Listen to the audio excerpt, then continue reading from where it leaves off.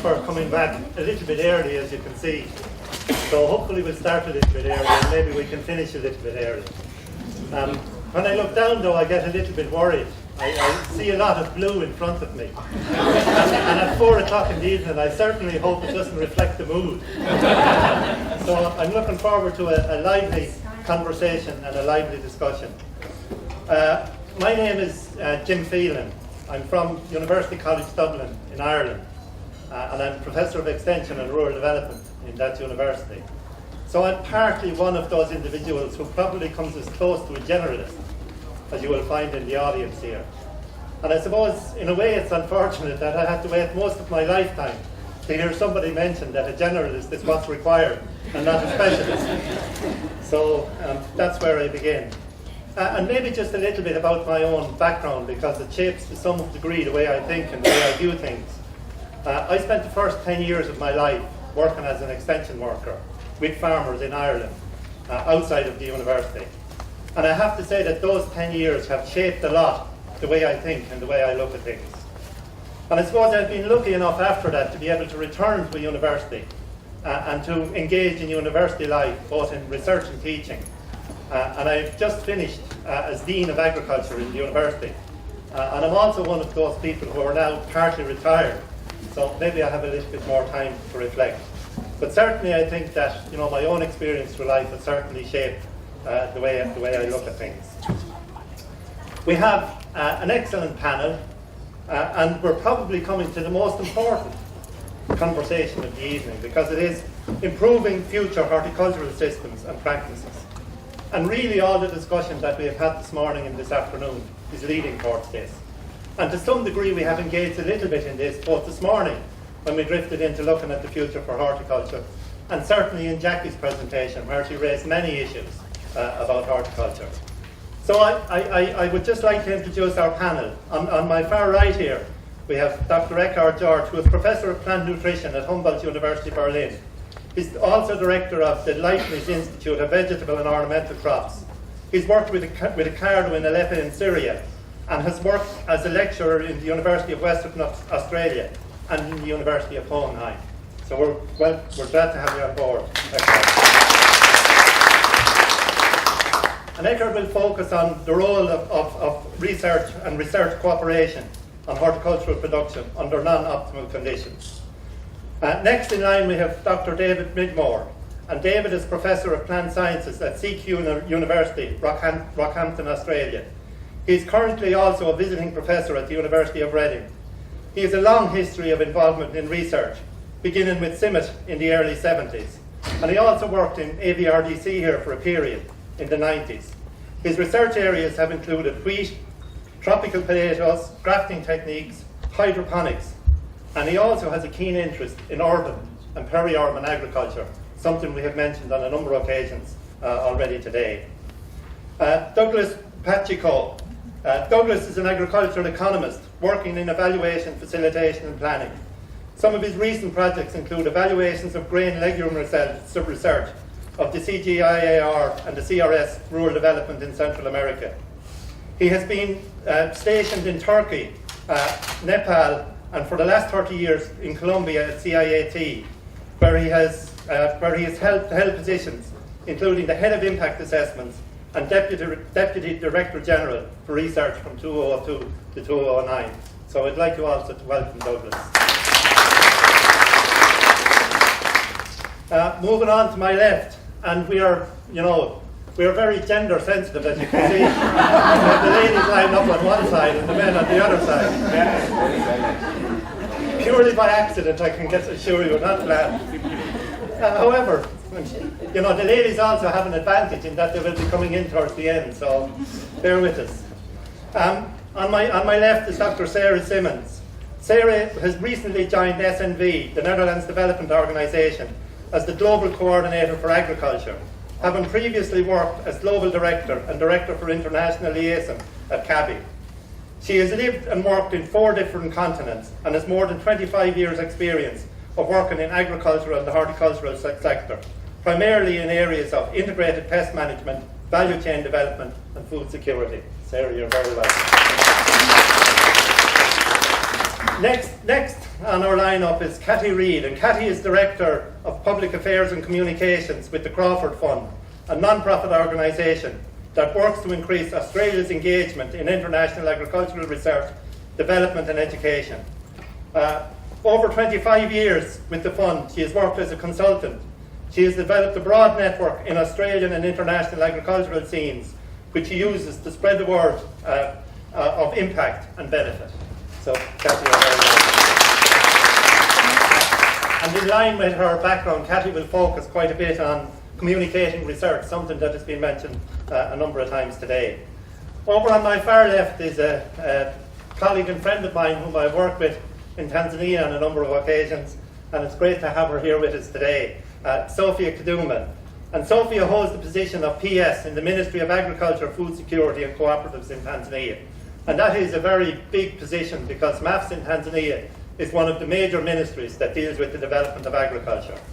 Previously, she has held positions of desk officer in planning and budgeting, food security strategies, and she was coordinator of the Agricultural Management Project.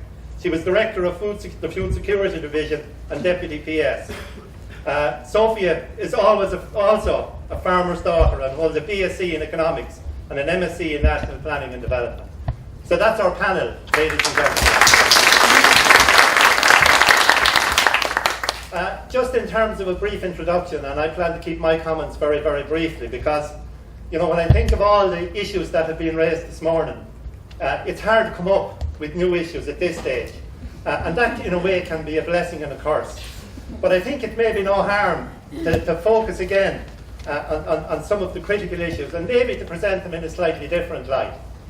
And in terms of presenting them, I thought I would present them from my own experiences because I think it encapsulates a lot of some of the issues. I too grew up on a small farm in Ireland, a farm where we probably had everything that Dr. Lee spoke about this morning. It was a small farm of 30 acres, and we had all the different enterprises. We had dairy, and we had cattle, we had pigs, we had chickens, we had sheep, we had vegetables. And the pride in our house was in fact the vegetable garden. And my father, after every day's work on the farm, spent all his time in the farm, working in the vegetable garden. Alas, we have gone through a major development process in Ireland. When I started my career working, we had something like 270,000 farmers in Ireland. Today, if we're lucky, we have 100,000. So that's what modernisation and that's what development has meant. It has meant the loss of, 2/3 of our farming population. The wheel of development. Often in my own presentations, I have a big wheel showing the amount of people that have been crushed by what we call agricultural development. And that's only one element in it. The other element, of course, that we've had is a very, very high level of specialisation. The development model that we follow is one of increased profitability, increased production, and that increased production has come largely through specialisation. So when I look at my own little farm today, right, there are trees and sheep, no vegetables, no chickens, nothing else. And not alone that, if we're 6 of us, including my parents, most of my brother's income now comes from non-farming. So I think it typifies the changes that have taken place and the challenges we face in terms of the development model that's in place and what we are following and how we can in fact get vegetables back in to an arena like that. Almost nobody in Ireland now, even in the countryside, grow vegetables. Right, there are very few vegetables, and I'm sure that's typified in many, many other developing countries, not just in Ireland. I've also experienced, part of my own research has involved research with children and schools and diets, and looking at the problem of changing attitudes and behaviour. I just mentioned outside, we were having, I see some French fries outside at the table. We talk to children about diet and a healthy diet and about vegetables. Yes, I eat crisps and French fries. And they are, of course, regarded as potatoes. So there's a big education problem in terms of what we need to do. And my daughter also is a medical doctor, and she works with diabetes. And I hear every day the increased problems of diabetes and the increased numbers of diabetics that are. And I also get an odd little hint myself, because as you can see, I'm reasonably well anchored and will not be blown away. I have been lucky enough to work in Africa, mainly Tanzania, and just my contact with Sophia over the years. And again, travelling around Tanzania, I have experienced the huge contribution that vegetables can make, and particularly the role of women in the production of vegetables. And all one has to do is to visit a market in Morogoro and a market in Iringa, and you see the huge contribution. But in addition to that, of course, one is aware of the huge problems, and I'm sure Sophia can comment on them a lot better than I can. But you can see the huge problems with transport, the huge problem with marketing, the huge problem of gluts and losses that we have already mentioned today, and issues that are there. So, in looking at the future, we have already mentioned that in terms of AVRDC, is it on productivity? Is it on reducing post-harvest losses? Is it on quality? Where does the competitive advantage lie?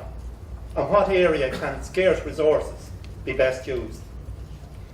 So, the challenge really, in addition to that, we have the issue of urban and peri-urban, and indeed rural. Because as I've said, in many areas, the challenge in Africa is to keep vegetables on the farm and not stop them from disappearing as development takes place like what happened in Africa. Sorry, excuse me. So to me the issue is, how can horticulture be expanded in a sustainable way with maximum impact on poverty and nutrition? And I'm sure we'll get the answers from our excellent panel. Thank you very much, ladies and gentlemen. And I ask George, please, to begin his short presentation. Thanks, Jim. Before I go into that, I would like to thank Jackie and Dino for the invitation. I'm really honored to be here. I would also like to thank the staff of AVRDC for your accomplishments. Vegetables are a great topic to work on, I think, and your results that you achieved over the years are very important, and they are appreciated worldwide. I hope you are aware of that. Thanks for your motivation and dedication. Thank you also for the beautiful displays yesterday. I really appreciated that, and I want to give you the message that your work is very important worldwide. It's recognized. So, thank you. Now, coming to the more difficult part, saying something about improving horticultural systems, giving a fresh look, what is announced, which is, of course, very, very difficult after all the contributions we heard today. In fact, when I look for ideas what to do, then of course I look at your medium-term plan. Because that is basically where I think all of you, collected your ideas, and I think I've found it a very good plan. So again, I don't want to add, I don't want to say the same thing, and certainly I don't want to contradict anything.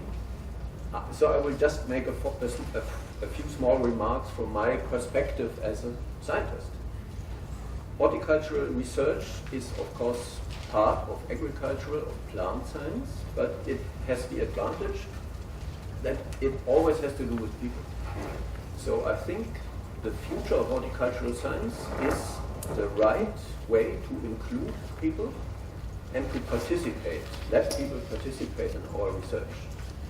And especially if you talk about modern horticultural science, it's not so much about research technology, it's about a good way to include people.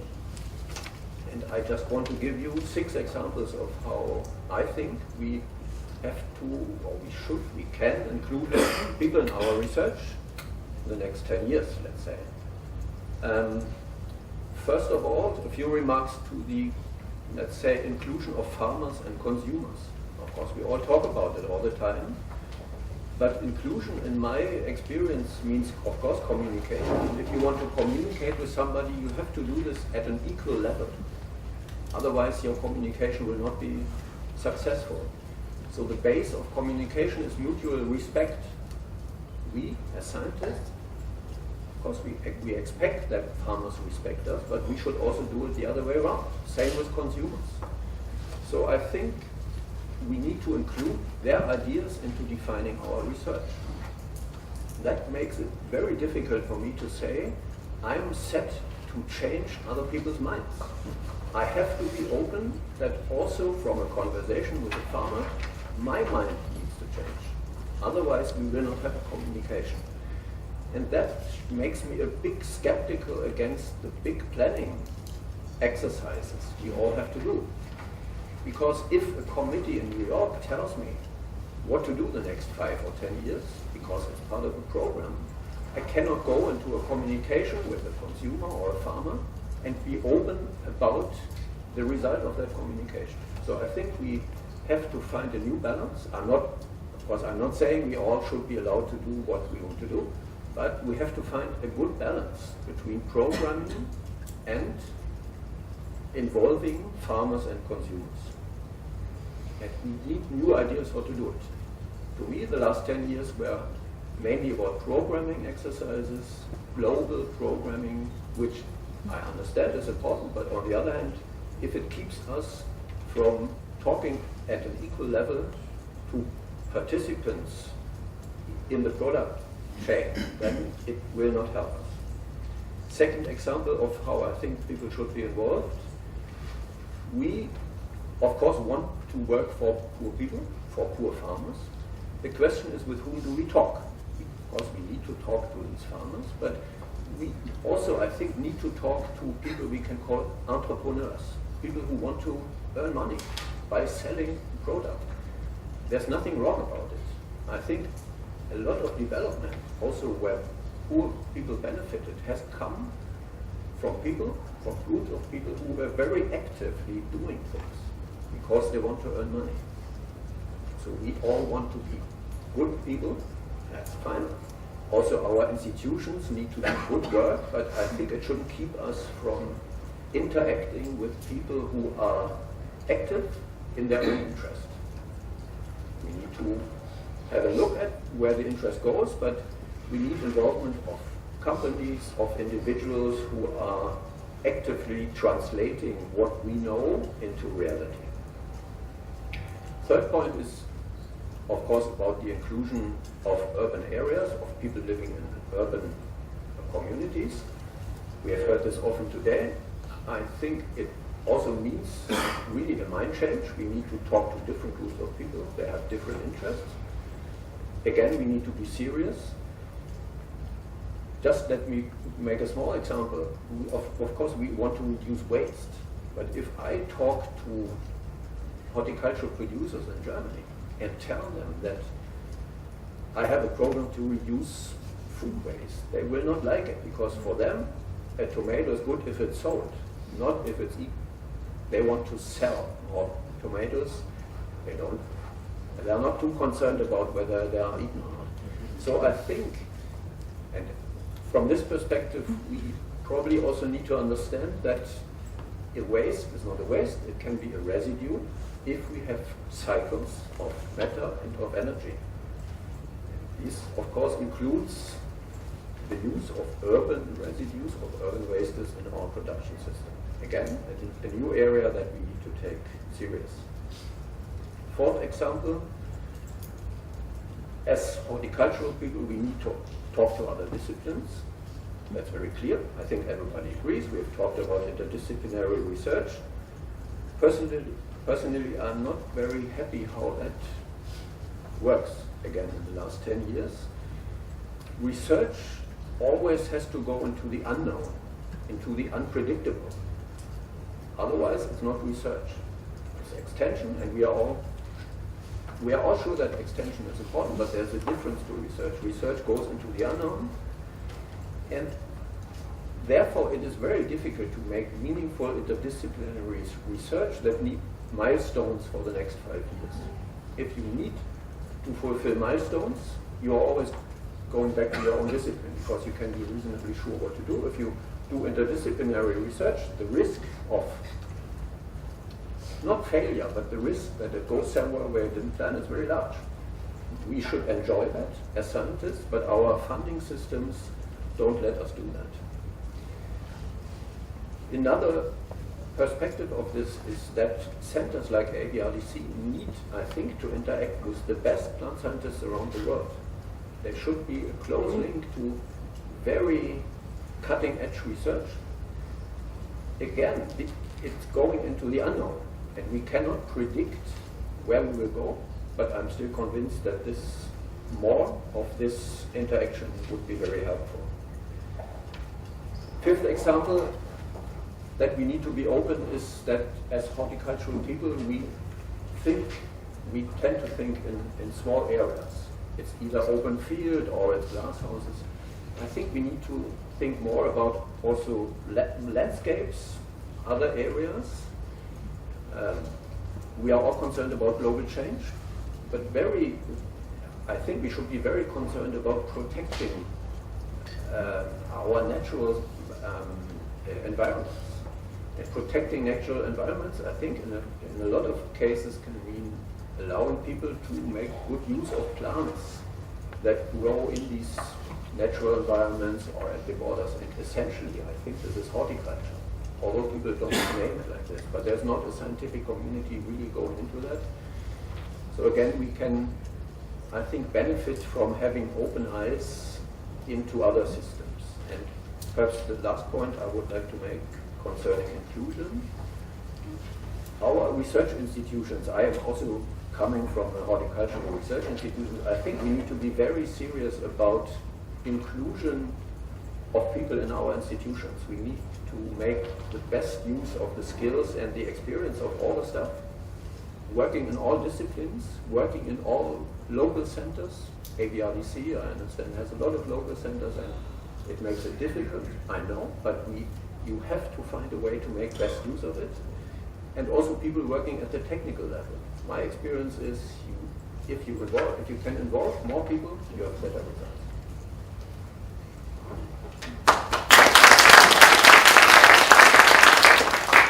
Thanks very much, Eckhard. So we'll move on immediately to David. David, please. Thanks very much, yes, and I'd like to echo the thanks to everybody for this wonderful event. And as one of the people who was here 20 years ago, it's particularly important for me to be here 40, goodness knows about 60. Okay, but I'm an old-fashioned agronomist. I'm a systems person. When I was here, I was director of the production systems program. So what I would bring perhaps to this conversation is a hands-on approach. I am an outsider now to the CG system.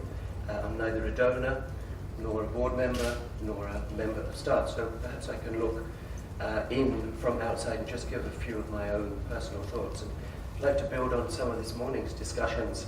Wolfgang and wastes, and we've heard again mention of wastes.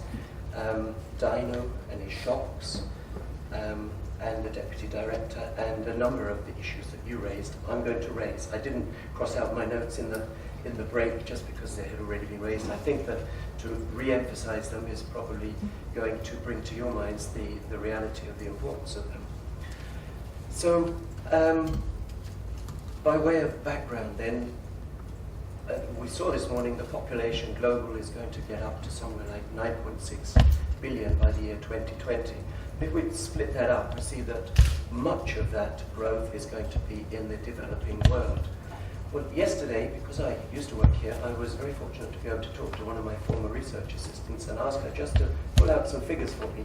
And I gave her some figures from Faustat to look at the increase in production volumes of cereals versus vegetables and fruits, and we fitted some regressions to them. And the cereal ones are going up more or less linearly, although I know there's this tendency to tail off somewhat recently. But if we look at vegetables and we look at fruits, and more so for vegetables, we see that in fact the production volumes are increasing exponentially. I won't put any value on the figures in terms of where it's going to go in the future, but I think that is very important because we've got this increase in population in developing countries, and we do know that the demand is going up. We know that the production is going up as well, and as the demand goes up and the middle class of those countries are increasing, we know also that the quality is going to be important.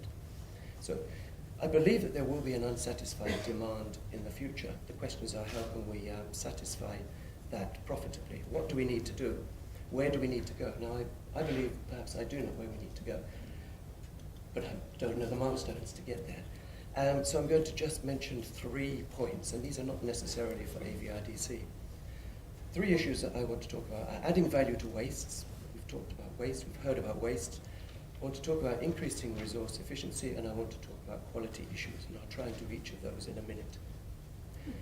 Firstly, the recycling, adding more value to waste. Ideally, we reduce the amount of waste, particularly food waste, and we help balance the food sheets straight away. But the system of agriculture produces waste anyway. We've got night soil, farmyard manure, compost, market wastes, you name it. We have got also these food wastes that are entering into the waste stream. We've also got a move at the moment, quite a strong one globally, to produce biochar. So I suggest that what we should be doing with these wastes is quite clearly we should be recycling them. What are the issues in terms of recycling? Well, they're voluminous, they're wet. One approach that we're undertaking, research-wise, both in Australia and in Nepal, is to take those wastes and to pelletalize them, dry them, pelletalize them, mix them with biochar, and you start getting a whole series of environmental service benefits, as well as reducing the labor that is required for the carrying of those out into the field. And that's very important in a country like Nepal, where many people can be 1 or 2 days walk from the roadside. There are other ways of adding value to wastes. A couple I would mention. One is with vermicomposting, and hydroponics. Another is with the production that's quite topical nowadays in a number of developed countries, particularly with the spikes in fertilizer prices, the use of compost teas. Whether these have a real effect or not, I'm still open to view the evidence. I have some of my own evidence that suggests disease suppression is important, but I'll leave that there. That's my minute on that. Increased resource use efficiency, and the resources I particularly like to focus on are water, nutrients, and labour. Most fields will contain a degree of heterogeneity, with the exception of the hydroponics that Jackie mentioned in her talk. We, in the developed world, can map these heterogeneities. We can map pre-season water using EM38. We can map soil carbon. We can map where we need to add nitrogen. We can do that before crop. In crop, we can look at variation as well. We can use infrared canopy temperature, look at the crop water stress index and the like. Not so easy in developing countries, but why not aspire to something like this? It's actually quite cheap to get a UAV flying over large tracts of land and capturing this sort of information to be able to then use that information to improve on our resource use efficiency. That's a little bit about nutrients. About water, AVRDC, I believe, has been into small-scale drip irrigation, and it's no secret that labour in horticultural production systems, on average, would require about 40% of resources. And if it's an irrigated horticulture, we might expect up to 80% of that 40% to be used in irrigation. Simple drip irrigation pays for itself almost in a season. It's so obvious, it's the sort of thing that we should be looking at. In Australia, we have a problem with labour. We have the same as the States. We have to import guest labourers, so there's a lot of work going towards robots. Jackie also talked about robots and drafting robots, but we're looking to robots for one, to go out and look at the heterogeneity in the field, but secondly also to help with harvesting, because harvesting is one of the largest labour requirers in horticulture. It's also an area that perhaps we could consider for the future. The last, quality issues. Well, you and I and our wives, if you're fellas, wives go and purchase in the market, and it's really a make or break at that time. You will buy it or you will not, because it's based on visual characteristics. It's not sold on nutritional quality. But we need to pay farmers for the nutritional quality. We have to work out some way of improving the nutritional quality. I'd seen Jackie's data showing that over the last 30 years, actually the nutritional quality of the important vegetables globally is on the decline. We have some research that allows us to look at the internal quality of fruits and vegetables. One particular one we're looking at is sweetness. So if you look at something, it looks good, you take it home, it tastes sweet, the consumer will go back and buy more. Now somehow we've got to get that same sort of mindset, mentality, technology into vegetables as well. Because a happy, satisfied customer is one who is going to go back and will consume fruits and vegetables. I'm an optimist, an eternal optimist, although I'm not sure that my voice is going to carry on much longer. I just want to give you one quote. You may have heard of it before. It's from Julian Simon, and it says words to this effect, that resources come out of people's minds more than out of the ground or air. Thank you.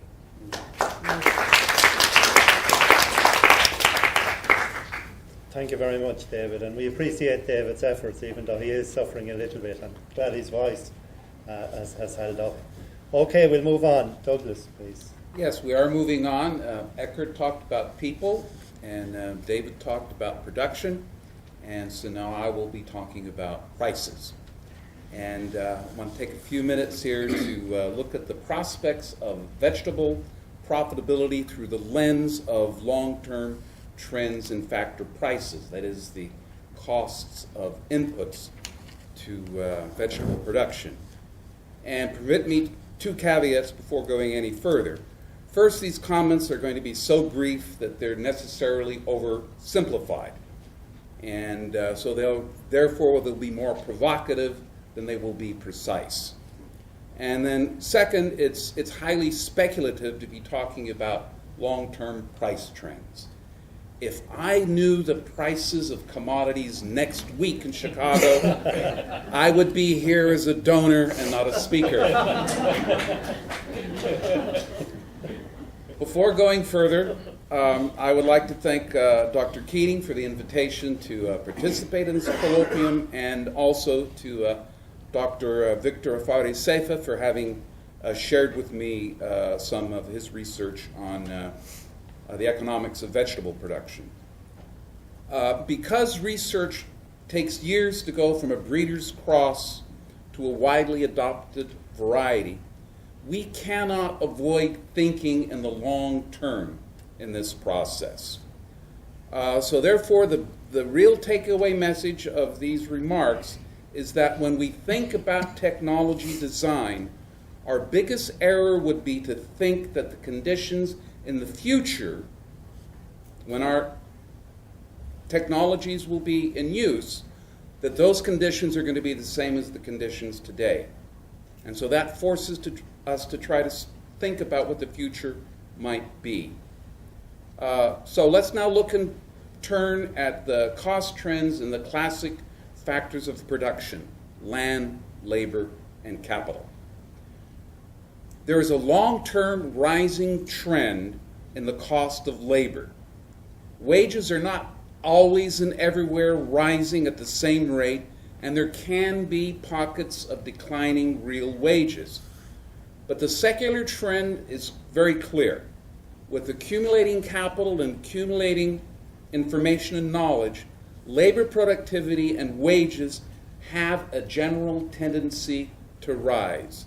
And someone was commenting to me that they've experienced that here in Taiwan, that I was told that the cost of a field worker today is like $40 a day, and 20 years ago it would have been a fraction of that, $5 a day.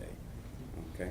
So it's reasonable that we should expect that in the future, when our vegetable technologies are deployed, that labor costs will have increased. And that's especially the case since higher urban wages, as Jackie was pointing out, are going to be reducing the available rural labor force. Now, this is particularly critical for vegetables because vegetables are more labor-intensive than cereals and other field crops, and that makes them very sensitive to labor costs. Now, the labor intensity of vegetable crops makes them attractive from the point of view of employment creation or poverty reduction. But if we look forward, there will be economic pressures to reduce labor costs.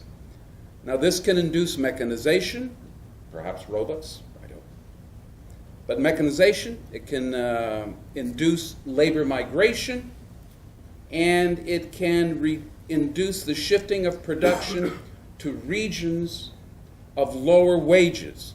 And this can provide important opportunities for low-income developing countries. Turning now to land, okay, that's traditionally the second factor of production that economists talk about.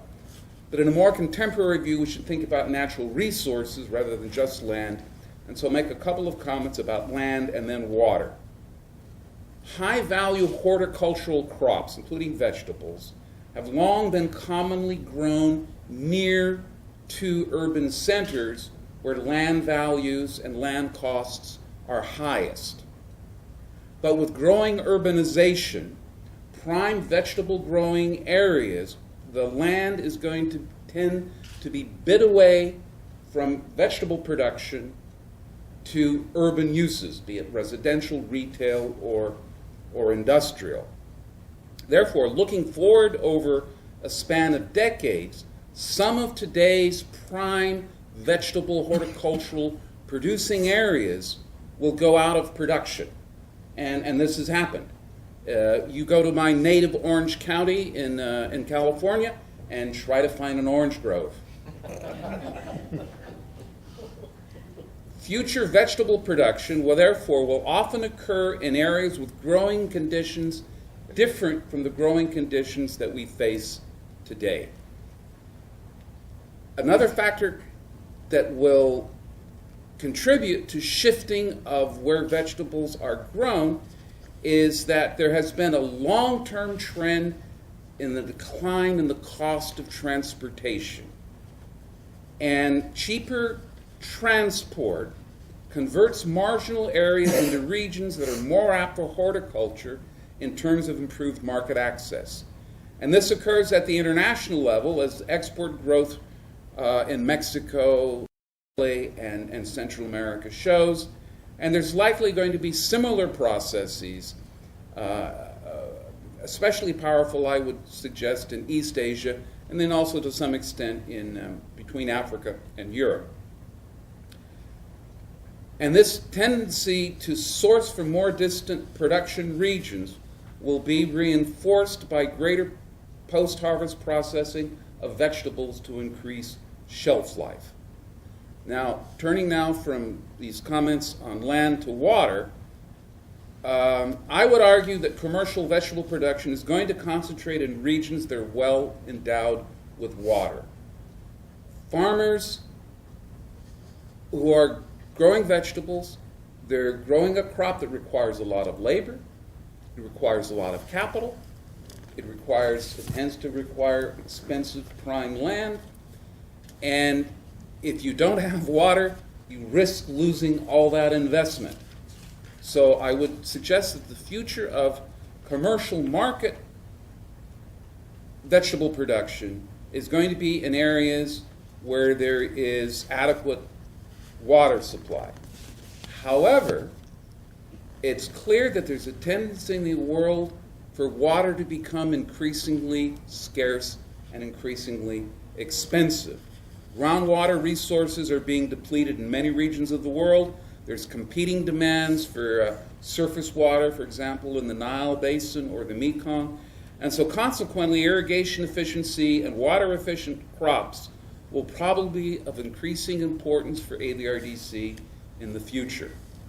So I would argue that, and this entire tendency for water scarcity could very well be intensified in many regions due to climate change. So I would suggest that overall increasing water scarcity is a trend of which we can be fairly confident.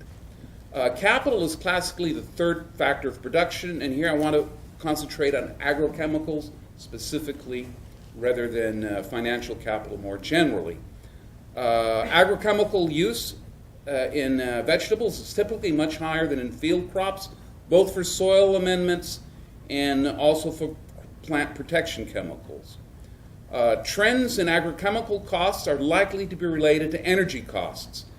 However, the future of energy costs, whether we're in peak oil or shale oil or renewables, Forecasting energy costs really exceeds the purview of a mere agricultural economist, so I will refrain from any idle speculation on this controversial topic.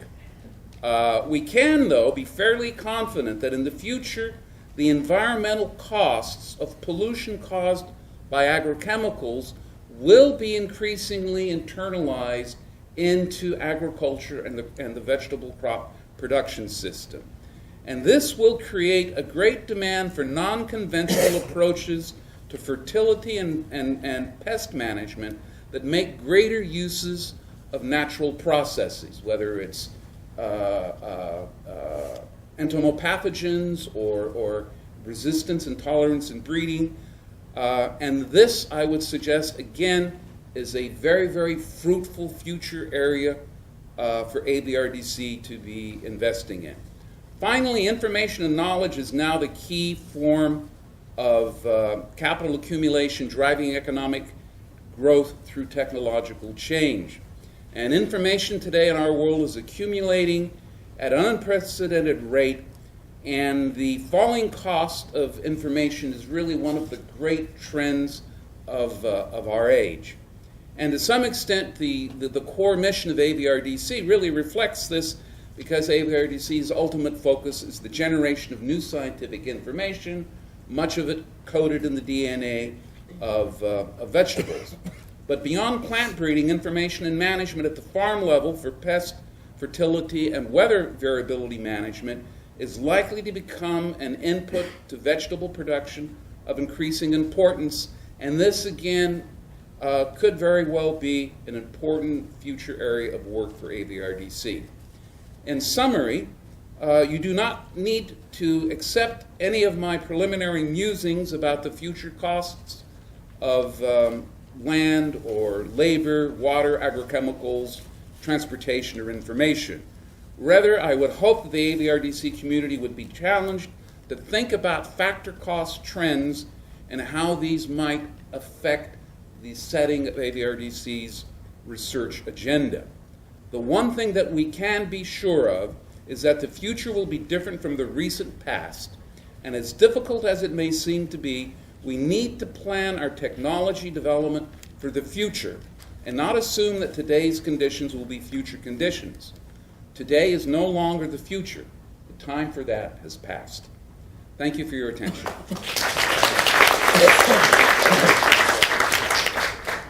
Thanks very much, Douglas. So Sarah, please. Thank you. Okay, sincere thanks to Dino and Jackie for kindly inviting me here, and the whole AVRDC team for giving me the opportunity to learn a little bit more about the sort of work that's going on here. It's been incredibly interesting from my perspective. A few words about the organisation I work for, SNV, the Netherlands Development Organisation.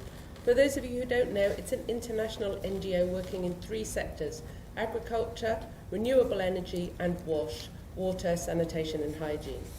I'm coordinating the agriculture sector, and we're working in 3 thematic areas which I think are of direct relevance to AVRDC.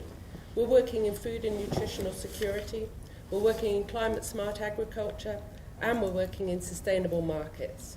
So I think there's lots of potential for AVRDC and SNV to collaborate moving forwards after this meeting.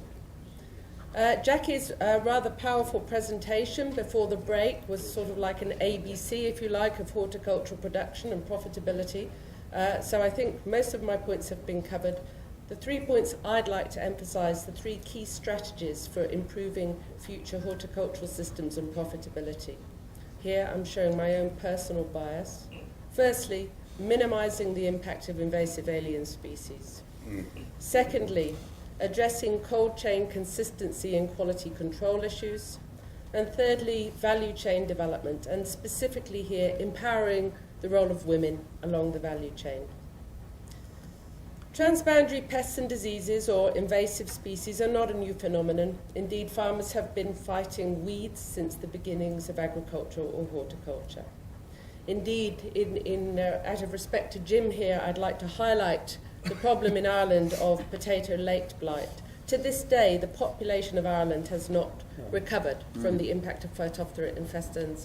Millions of people died, millions more migrated to the US. So I don't think anybody should be under any delusions here about the potential impact of invasive species. Globalization of trade and travel and tourism is greatly increasing the number and diversity of harmful organisms that are being moved around the world at any one time. You might be interested to know that at any one time on the high seas there are 7 million containers potentially carrying invasive pests and diseases. And the damage caused by them is estimated to be $1.4 trillion per annum.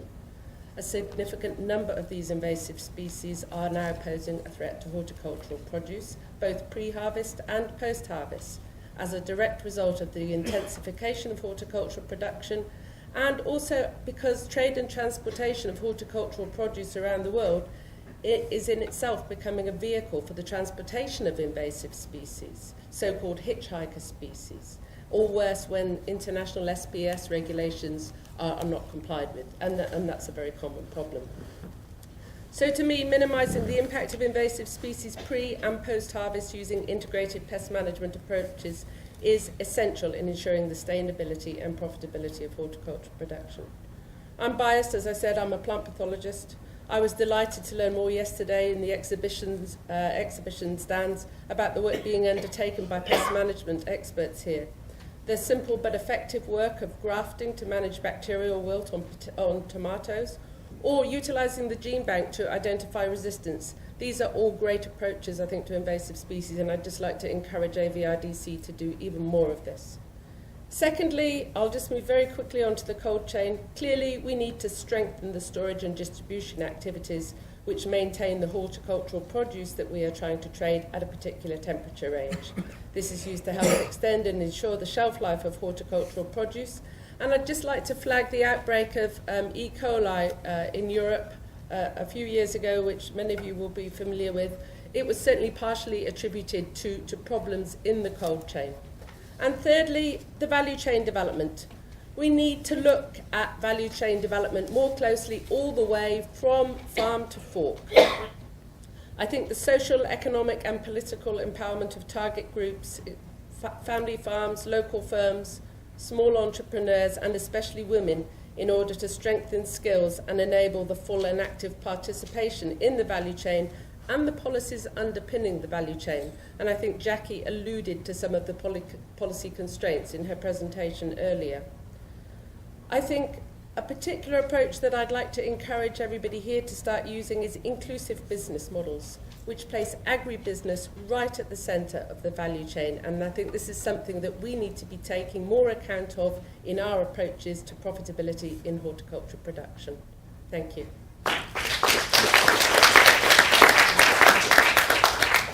Thanks very much, Cathy. And of course, she's right. The population in Ireland in 1846 and 47 was 6 million. Today in Ireland, it's 4.2 million. So we still have not got back to where we were before the famine. Okay, can we move on? Our next contributor is Cathy. Cathy, please. Thank you. Hi, everybody. First of all, I want to say thank you to the AVRDC board for inviting me to be a member. I remember the phone call I got, or the email initially, and I was thinking, what are they doing? I have no science background, so my expertise, I guess, is in communication, which I've been doing for a long time around agriculture and development. But to my knowledge, I think it's actually the only appointment I'm aware of within the CG, for example, and the international centres where they've actually had a communicator on their board. And as much as I know anyway, and to actually think that they came to a small NGO in Australia was really tremendously gratifying and satisfying. So we'll see how we go with that. Thank you very much. And it was great to actually come to visit AVRDC, and hopefully I'll learn a lot more over the next few days.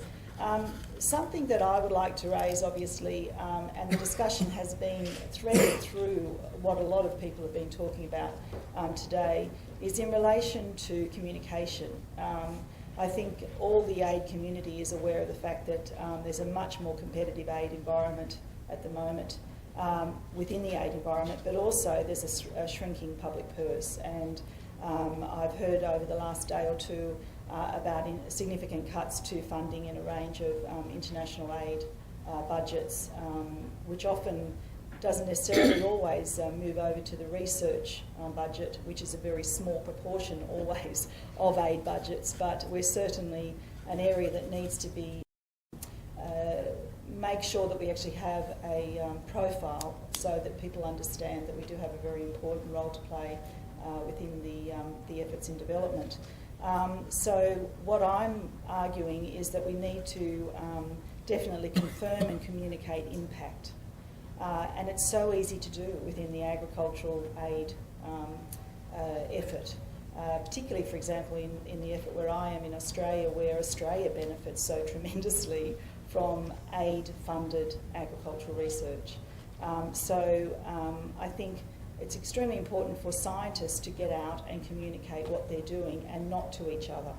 So there's different ways and different purposes for communication. We've heard about extension, and we've heard about the importance of scientists reaching out to other scientists, and what I would like to suggest is that scientists need to reach out, and as Professor Lee said, the need for scientists to be more involved in, and I would argue more sophisticated about political processes.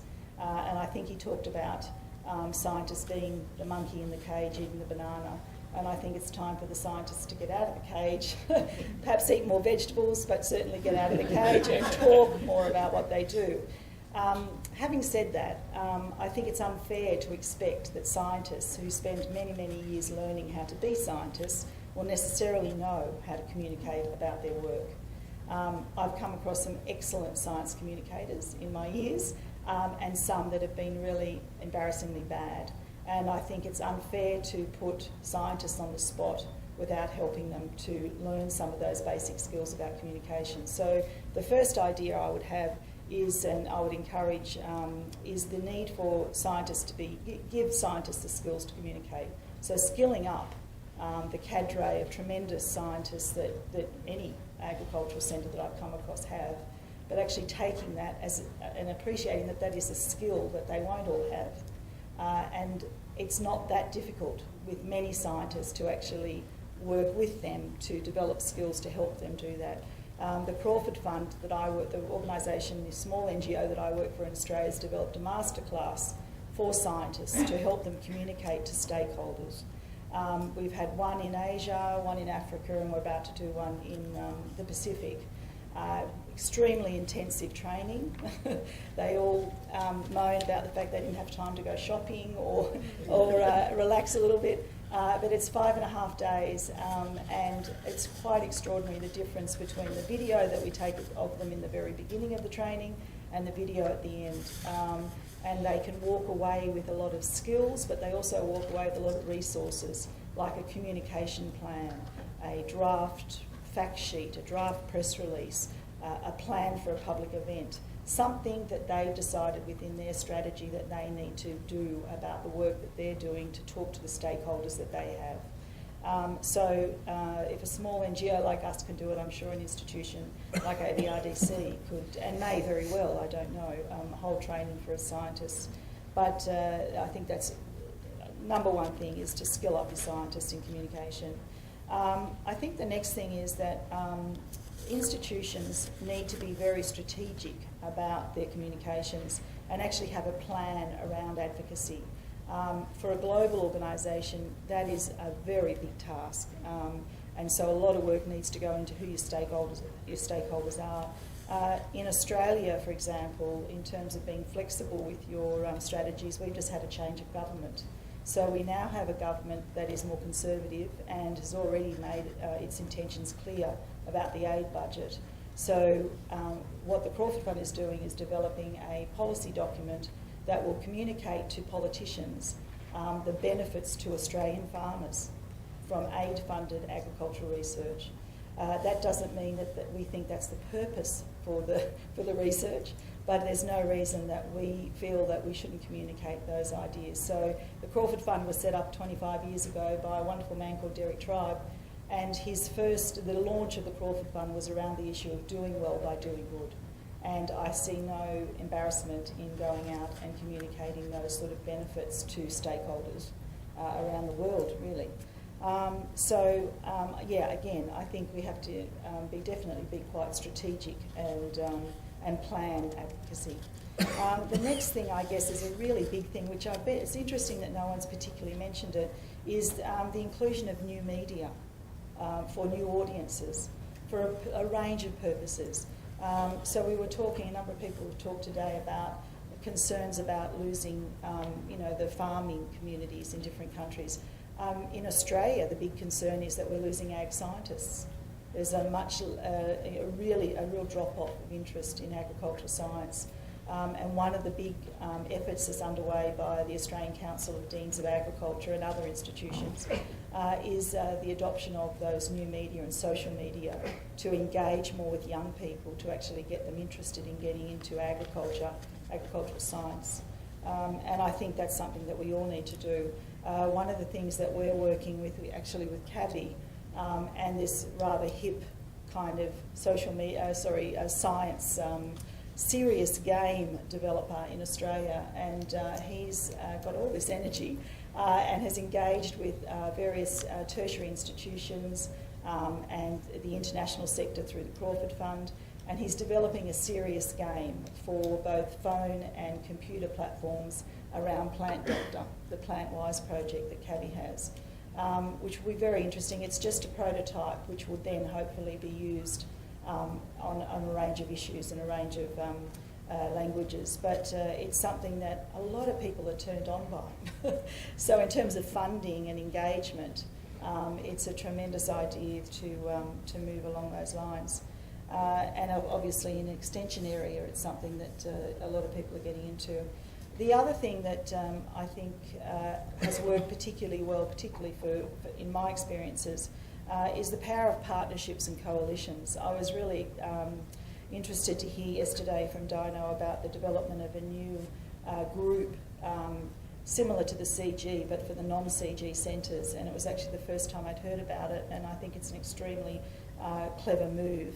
But beyond moving together as science institutions, I think we also need to think about moving and engaging more with the private sector and also with NGOs, which was great to see that happening. But there's so much that they can bring in terms of their stakeholders and the resources and the efforts that they already make that really value add to science and research.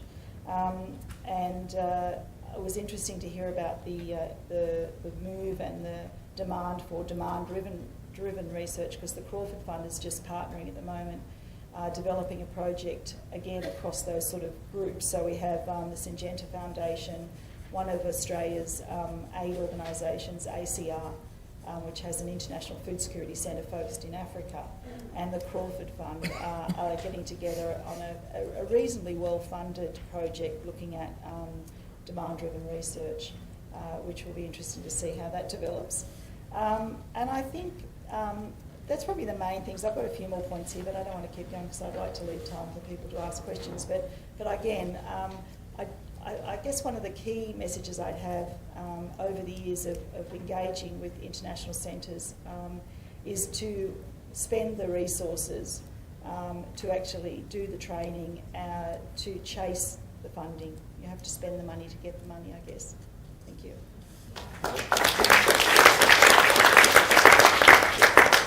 Thanks very much, Cathy. Sophia, please. Thank you very much. First of all, let me take this opportunity to thank the board chair and the management of AVRDC for first inviting me to be a member in the board. I really appreciate that. I hope I will have something to share. I'm not very sure though. But also, I really appreciate the effort you have done to invite me to share in this panel.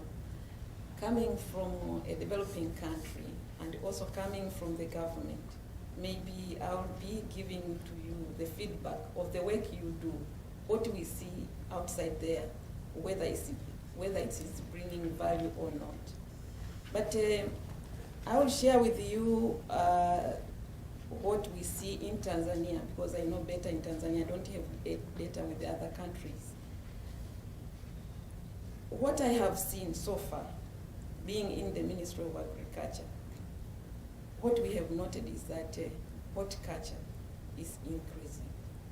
And that is a fact. I don't know in the other countries, but in Tanzania it's increasing.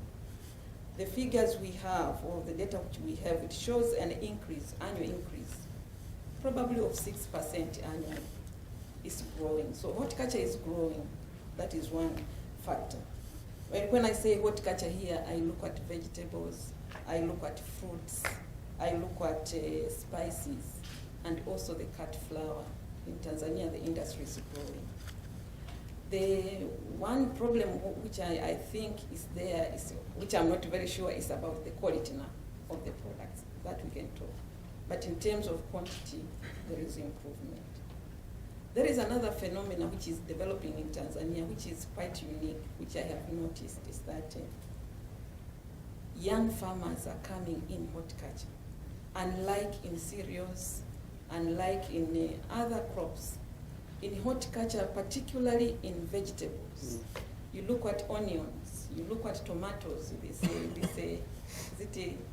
the tomato which we have here in the gene bank, apparently we have in the country there. You look in the field in terms of carrots and things like that. The crop is increasing. Young farmers are coming in, both boys and girls, which is very interesting phenomena. If you travel around, I usually travel very, very frequently in the field, you will find in the roads tomatoes everywhere. People are selling tomatoes, not in the market centers, but in the roads. You see tomatoes, you see onions, you see leafy vegetables, you see eggplant and things like that. So there is really, in Tanzania, for example, there is really development. There is a move towards increasing production of horticulture, which I see as a positive sign. And I think maybe one reason is that, okay, AVRDC Center is in Arusha for Africa. Maybe that is one of the reasons. I don't know, but it is worth doing a research, but I think maybe that is one of the reasons. When we ask the youth who are involved in the horticulture, what they tell us is that they see like there is a ready-made market. That is a fact. They say it. They say there is a market. I will not use my time to go and cultivate rice or maize, which takes long, while I can cultivate tomatoes and whatever and sell even 3 times per year. So there is that phenomenon which is coming up. Now, as government, we are capitalizing on that. The government is capitalizing on that to assist, to organize the youth into smaller groups if they can produce that arrangement. They tell us that, okay, these crops are high value crops, and it means maybe they are getting much more income out of it compared to the maize and the rice. However, there are many challenges, and I would like to share some of them. One is the way they produce the commodities. They don't do really with new technologies. The yields are low, and the value of the commodities and post-harvest losses are very huge. So we have a problem. I was, for example, in one of the regions in the central, it's called Tabora region. I went, I saw a group of youth farmers. They were growing onions. And it's about 3 weeks ago. They were growing onions. And the onions was ready for harvesting. They were harvesting and putting it into gunny bags. Onions you can't store in a gunny bag. They will rot. So most of it will go into waste. So the post-harvest losses actually are very high. You said about 50, 60. And somebody in the morning said 40. But I think in my country it's even higher than that. So we have to work. That is an area where we have to really put our effort on how to assist these young farmers who are interested to come into the horticulture industry. They have inappropriate storage facilities. They don't have cold chains. They just store in any other commodity. They just put like maize or cereals or whatever. But you know these are perishables. So they need special treatment. This is an area where I think research and scientists need to do better to assist the farmers down there. In some areas where I have worked and I have seen we have a problem of the environmental or the climate change. Sometimes it's drought, sometimes it's too much water. We as government, we are trying to assist in terms of infrastructure, irrigation infrastructure where we can make it. We are investing, Tanzania, we are investing heavily on in irrigation infrastructure. And we are encouraging, instead of growing only the big crop mainly will be rice or whatever. Instead of growing only rice, they can rotate. They can grow rice, later on put vegetables and whatever, depending on the water requirement for the commodities.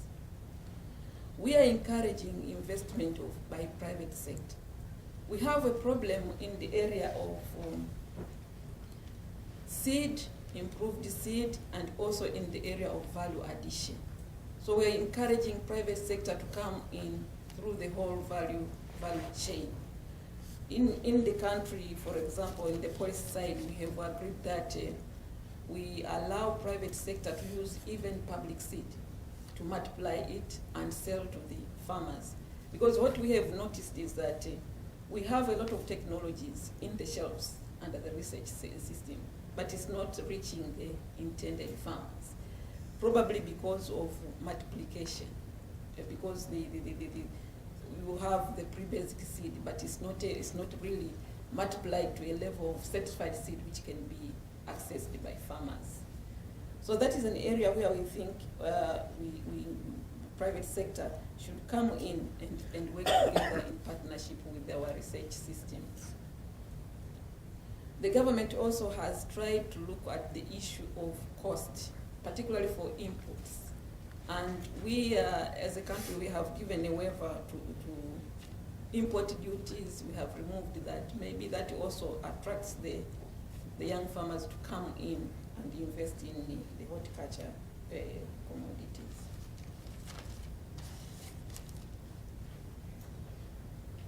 We are encouraging also in terms of provision. We are looking for provision of market information. She spoke it in the morning, in the afternoon.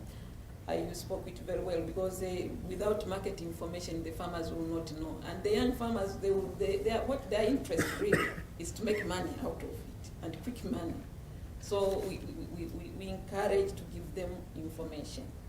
But we encourage also to train them, because producing and getting income is one side of it, but the other issue will be using that product yourself for educational purposes.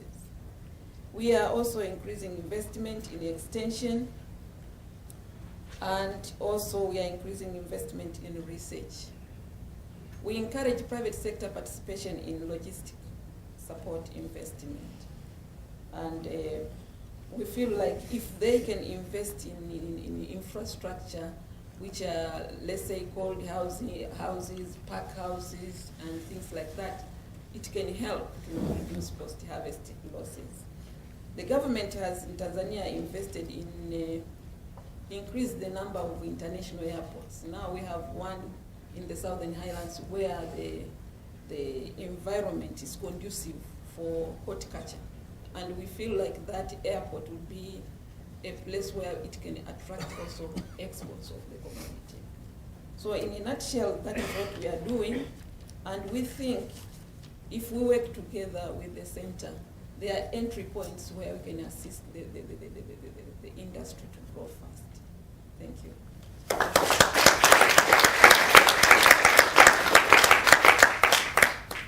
Okay, thank you very much to everybody on our panel. We have had varied and interesting contributions. So I look forward to questions from you now. We have about 20 minutes or so. So we'll try and take them in blocks of 4. So can we have our first contributor from the floor, please?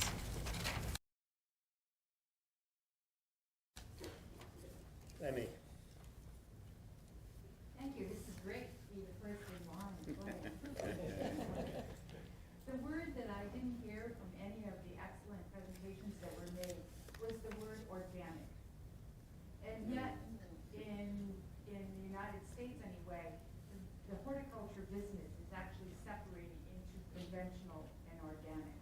And some people object to that because they say, well, there's really kind of middle path, which is sustainable.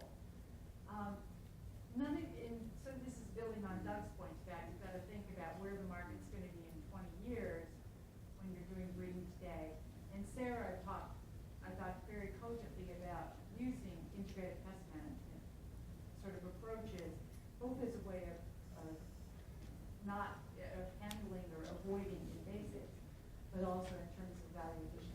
But I just wondered whether, in fact, you could all sort of give me a little understanding of where that organic market, globally and even domestically, in the case of Kenya and Tanzania, I know there's an incipient small organic market there. So I'd love to hear about that. Thank you. Thanks, Emmy. Our next question, please. Sorry, up here second, and then, sorry for pointing, I don't know your names. Where is smallholder farming going? So this is really for you, Doug. If we think, as you say, into the future, which we can't predict, but we can think about it, and we think about the cost, labor and land, the capital, and this session is about systems and profitability. So I thought, and we've heard about mechanisms, rowboats, etc., etc.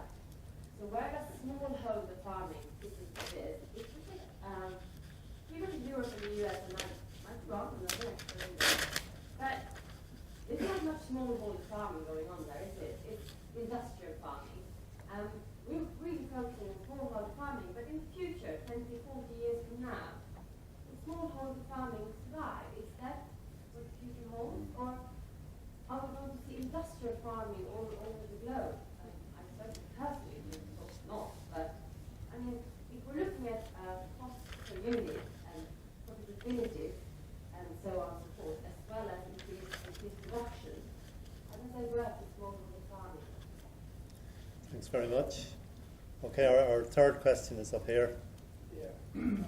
This is so it should be again from USA Bangladesh. I don't have any question actually. I just want to share the USA Bangladesh experience. Our discussion has already been mentioned that regarding the cold chain project and the value chain project. So Yeah, very quickly on experience, because we'd like to try and leave as much time for questions. One is on cold chain. Those will be through the cold chain project. Production will be coming over there in the forward in the bigger market. And the value chain one is also the value actors will be acting for the development of Bangladesh. Thank you.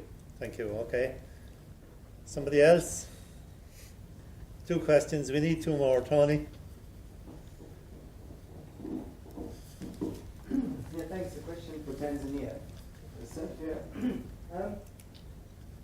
Cooperatives, farmer interest groups, marketing associations. We know that smallholder farmers are often marginalized and don't get enough of power or influence. What's the role going to be of farmer institutions? And what role can we do in strengthening those institutions? If one person at the end of the road is marketing tomatoes, no truck will come down and buy it. It's not until there's groups and there's economies of scale.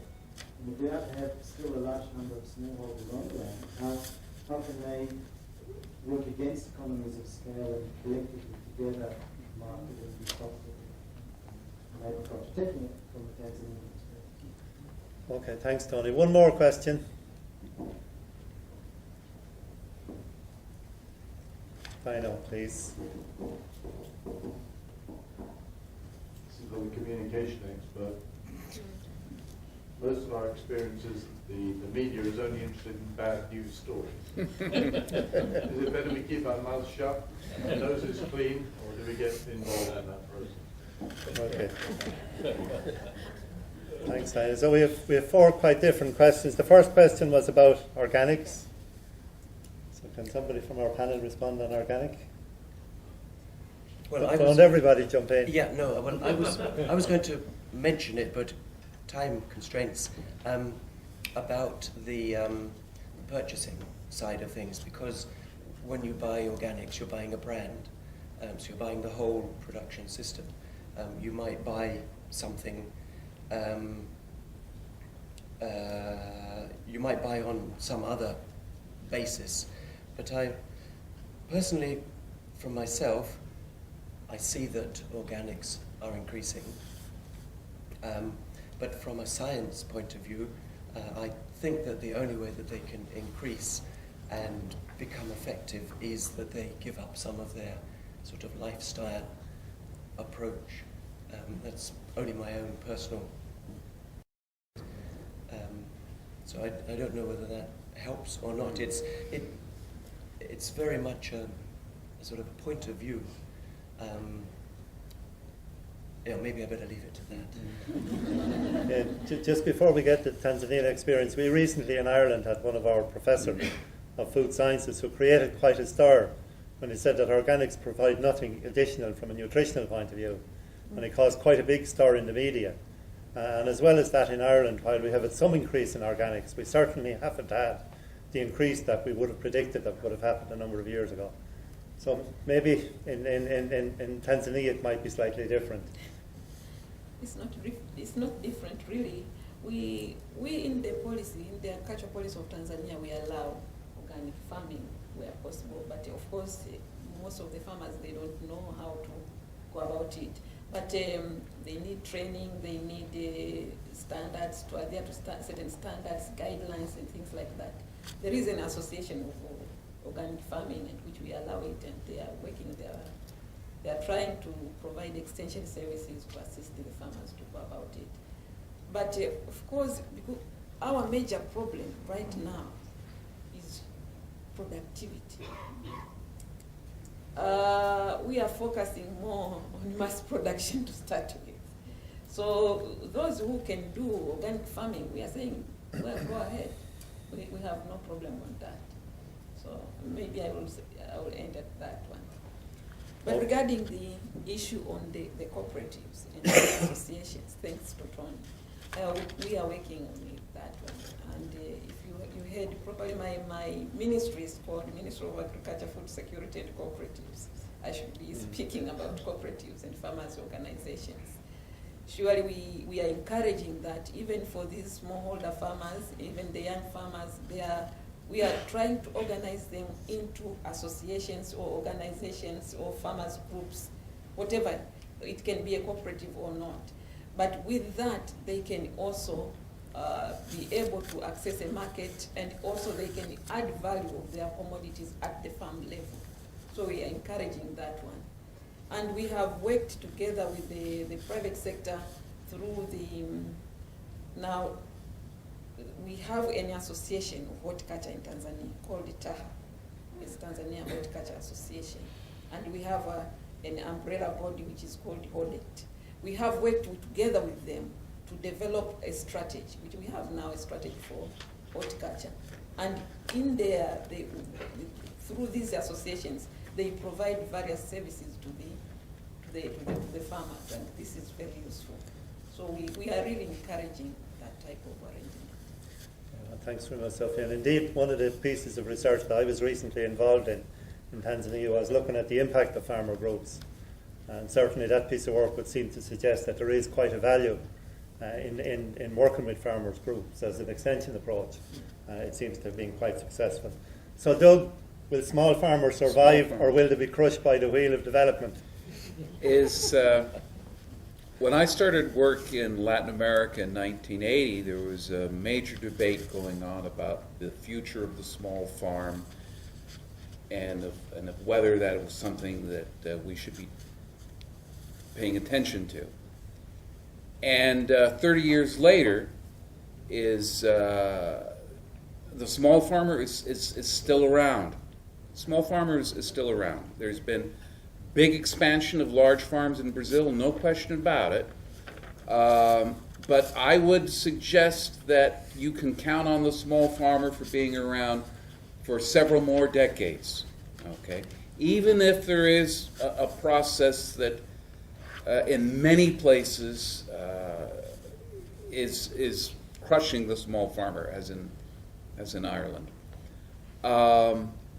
I think that small farmers could find vegetables, as Sophie was saying, a particularly attractive niche in which to survive, because you can generate good incomes off of small areas.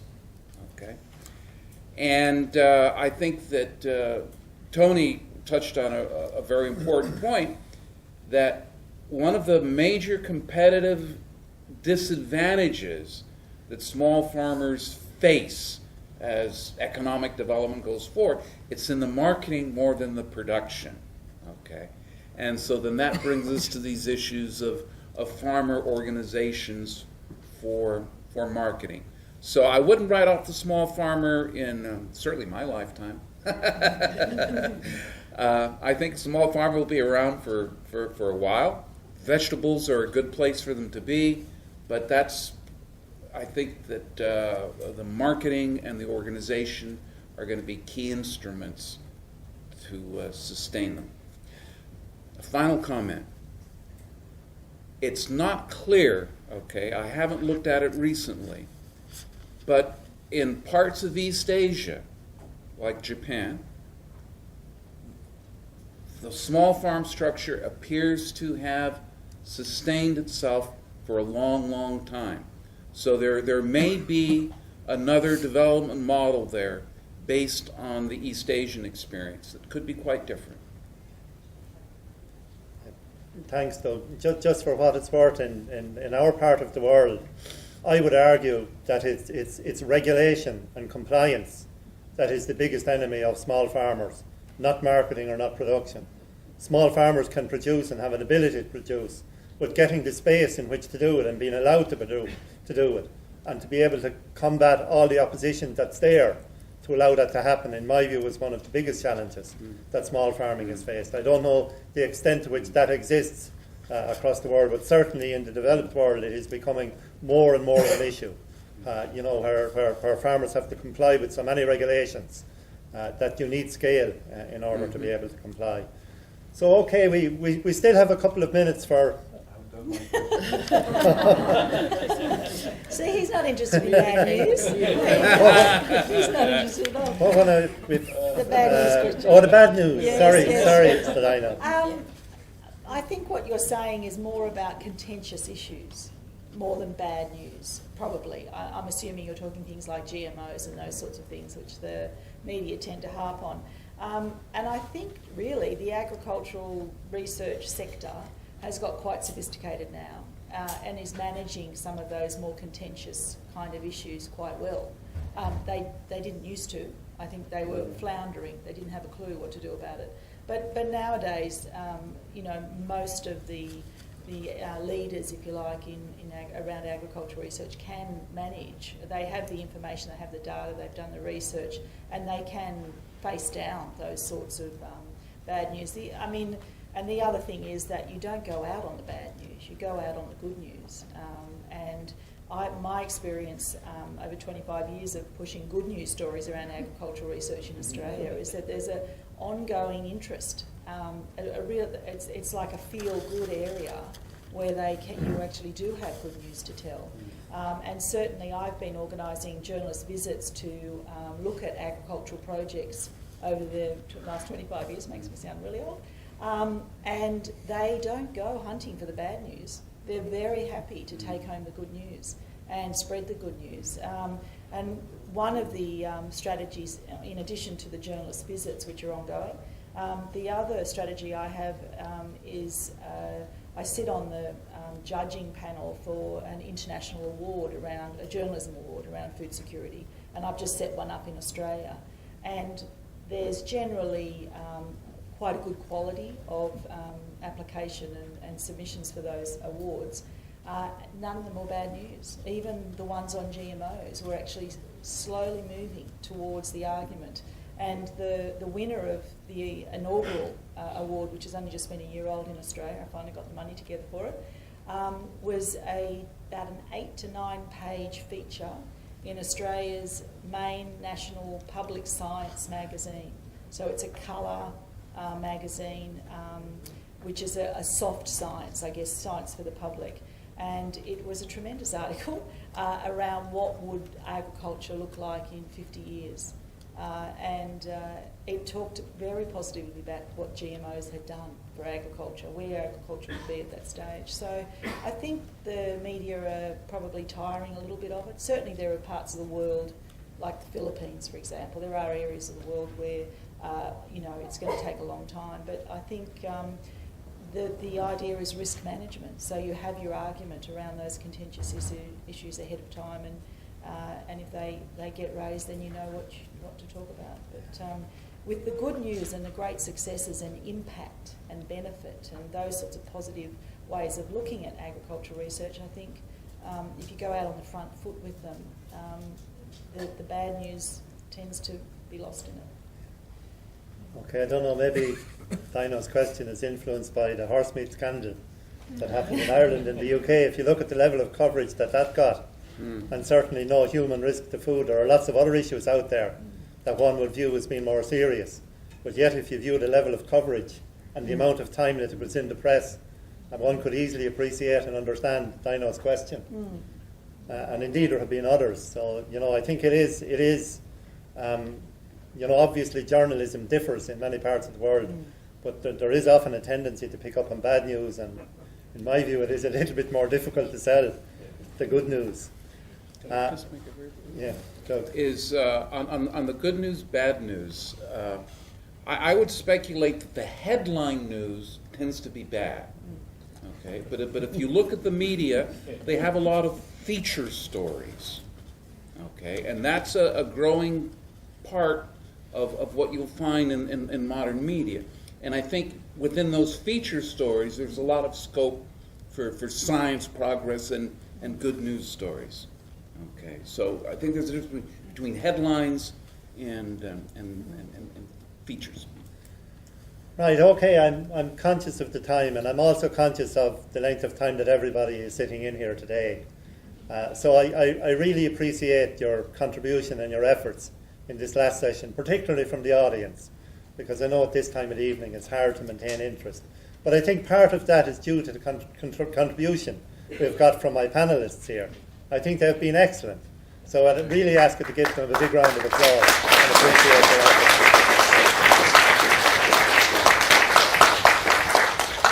And again, a sincere thanks to all of you for your participation. Thank you very much. I should have mentioned at the beginning, the reason why I'm wearing a blue shirt is that I'm on the board of directors here, and my role is I chair the program committee. So that's my reason for the blue shirt. I should have mentioned it earlier.